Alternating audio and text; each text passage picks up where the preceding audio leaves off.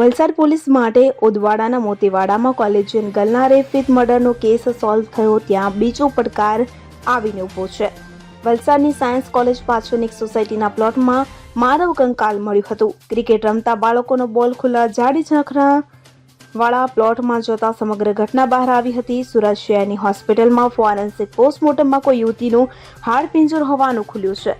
હવે પોલીસ છેલ્લા 3-4 મહિનામાં ગુમ થયેલી આસપાસના જિલ્લાની દીકરીની વિગત મેળવી રહી છે। ગુમ દીકરીઓના પરિવારોને શોધીને ડીએનએના આધારે ઓળખ મેળવવા પ્રયાસ કરવામાં આવશે। સમગ્ર જાણકારી અનુસાર વલસાડની સાયન્સ કોલેજ પાછળ આવેલી સજાનંદ સોસાયટીના સામે ખુલ્લા જાડી ઝાંખરાવાળા પ્લોટ છે।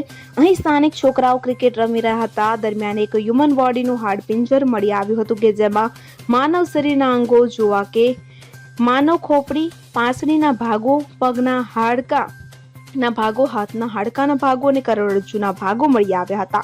આ હ્યુમન બોડીના અંગો સંપૂર્ણપણે હાડકાના સ્વરૂપમાં હતા કે જેથી આ બોડી કોની છે તે ઓળખી શકાયું નથી। તો આ બનાવવાળી જગ્યાએથી એક મરૂન કલરનો 2 બટનવાળો મેલો લેડીઝ કુર્તો પણ મળી આવ્યો હતો। આ માનવ હાડપિંજરનું સુરત શહેરના ફોરેન્સિક વિભાગે પોસ્ટમોર્ટમ કરતા ડોક્ટરે હ્યુમન બોડી આશરે 14 થી 20 વર્ષીય છોકરીની હોવાનું જણાવ્યું હતું। તો વધુમાં તેનું અંદાજે 3 માસ પહેલા મૃત્યુ થયું હોવાનું પણ જણાવાયું હતું। તો 3 મહિના પહેલા ગુમ હોય અને મરૂન કલરના કુર્તાવાળી આશરે 14 થી 20 વર્ષની કોઈ છોકરી ગુમ થઈ હોય તો તે અંગે તેમજ તેમના વાલી વારસા વિશે પણ કોઈ માહિતી મળે તો નજીકના પોલીસ મથકે અથવા તો વલસાડ સિટી પોલીસ મથકનો સંપર્ક કરવા પોલીસે જણાવ્યું છે।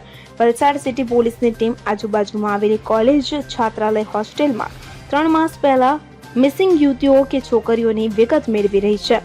વલસાડ સિટી પોલીસ સુરત રેન્જમાં આવતા 5 જિલ્લાઓના તમામ પોલીસ મથકમાં 3 માસ પહેલા 14 થી 20 વર્ષની કિશોરી કે યુવતી મિસિંગ હોય તો તેની વિગત મેળવી રહી છે કે જે બાળકી કે યુવતી મિસિંગ છે તેના કપડાં કે અન્ય વસ્તુઓમાંથી ડીએનએ સેમ્પલ મેચ કરવામાં આવશે। હવે ફક્ત ડીએનએ વડે હાડપિંજરની ઓળખ કરવામાં આવશે હોવાનું પોલીસે જણાવ્યું હતું। Bureau report CN24 news. હવે જુઓ દેશ દુનિયાની તમામ ખબરો તમારી આંગળીના ટેરવે। ઉઠાવો મોબાઈલ અને Google Play Store પરથી ડાઉનલોડ કરો અમારી CN24 ન્યૂઝ મોબાઈલ એપ।